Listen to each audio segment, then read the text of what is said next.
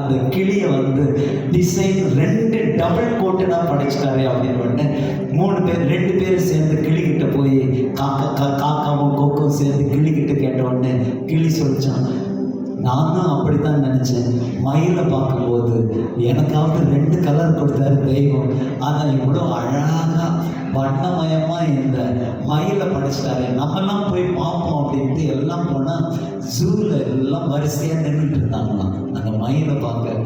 அப்படியே ஒரு கூண்டில் அடைச்சி எல்லாம் காட்சி பொருளாக மயில் இருக்கிறப்ப மயில் கிட்ட கேட்டாங்களா, மயிலே இந்த மாதிரி காக்காவை கருப்பாக படிச்சிட்டாரு, கொக்கை ரொம்ப பிளெயினாக படிச்சிட்டாரு ஒயிட்டாக, கிளியை 2 கோட்டிங் கொடுத்துட்டாரு, ஆனால் உங்களுக்கு மல்டி கலர் கொடுத்துட்டாரு அப்படின்னு அந்த மயில் சொல்லிச்சான், மல்டி கலராக இருந்து என்ன பிரயோஜனம், நான் ஜெயிலில் அடைக்கப்பட்டிருக்கிறேன்னே, எல்லாரையும் என்ன ஒரு காட்சி பொருளாக படிச்சுட்டாங்களே, எனக்கு விடுதலையே இல்லையே, சிறையில் இருக்கிறேன்னே, அடுத்த ஜன்மம் அடுத்த பிறவின்னு ஒன்று இல்லை.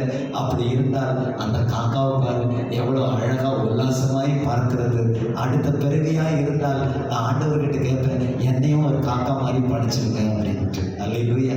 ஒவ்வொருத்தருக்கும் ஒவ்வொரு குறை இருக்கத்தான் செய்கிறது. எல்லா குறைவுகளையும் நிறைவாக்குகிறவர் நம்முடைய ஆண்டவராகிய இயேசு கிறிஸ்து. கண்ணு முழுக்க